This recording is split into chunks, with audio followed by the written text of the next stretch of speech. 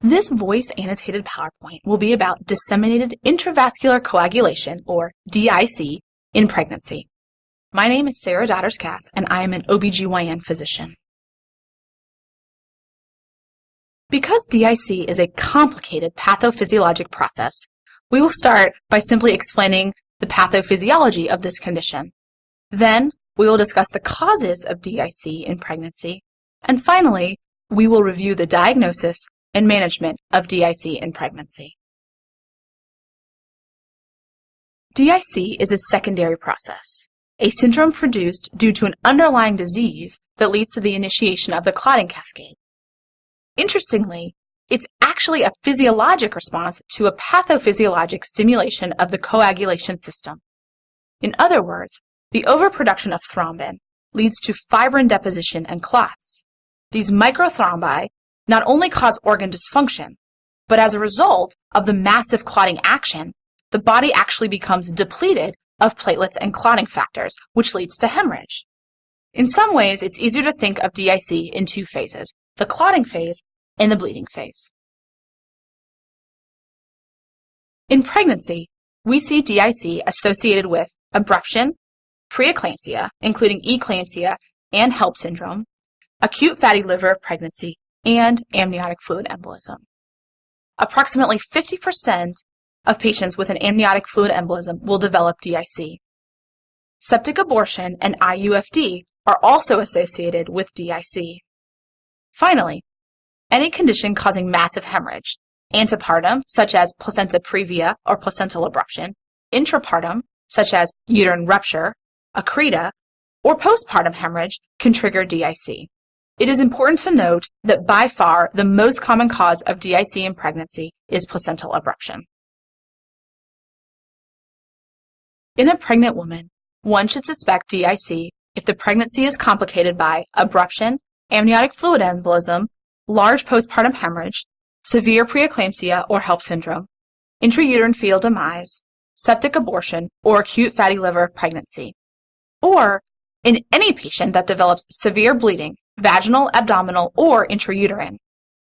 Some women present with oozing from the skin or mucosal surfaces.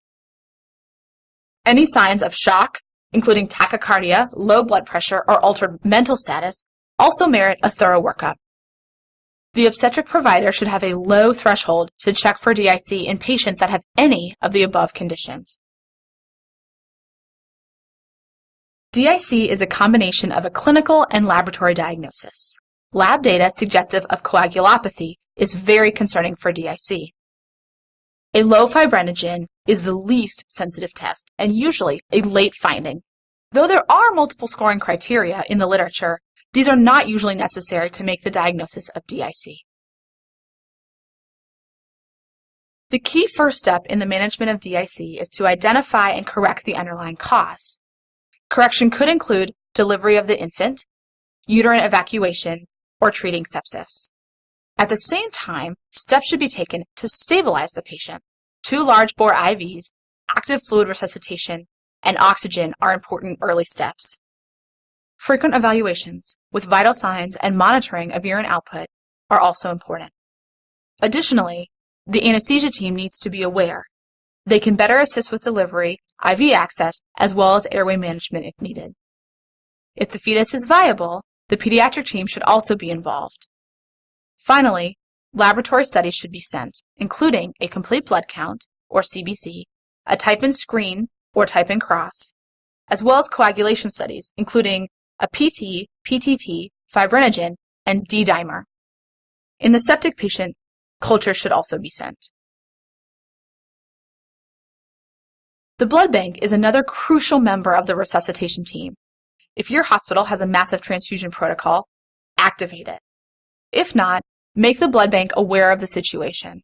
The patient should be typed in cross for 6 units of packed red blood cells, 2 units of fresh frozen plasma, 10 bags of cryoprecipitate, and 1 6-pack of platelets. Therapeutic goals include maintaining platelets above 50,000, fibrinogen above 100 milligrams per deciliter, and a PTT less than 1.5 times the normal ranges. If the fetus is pre-viable or no longer living, expedited delivery should occur. This can either be via induction of labor or dilation and evacuation of the uterine cavity. Operative delivery should be avoided if possible. Generally, delivery removes the trigger for DIC. It also helps to involute the source of hemorrhage, the uterus. A C-section is only indicated to save a woman's life in this instance. When there is a viable fetus involved, the situation is more complicated. If the fetal status is reassuring, stabilize the patient, i.e. the mother, first, then assess the fetus. Generally, the cause of DIC is one in which delivery is indicated, and in these cases, induction should be started as soon as possible and actively managed, with all attempts made to achieve vaginal delivery. However, if there is a non-reassuring fetal status, or if vaginal delivery is unsafe, for example in the case of a placenta previa, it is prudent to proceed with cesarean section. Though, prior to this, every attempt should be made to correct the bleeding and improve the clotting. Hysterectomy is the last option for these patients, though it should be done to save the mother's life. In addition, patients in DIC often need multiple units of product as well as ICU care.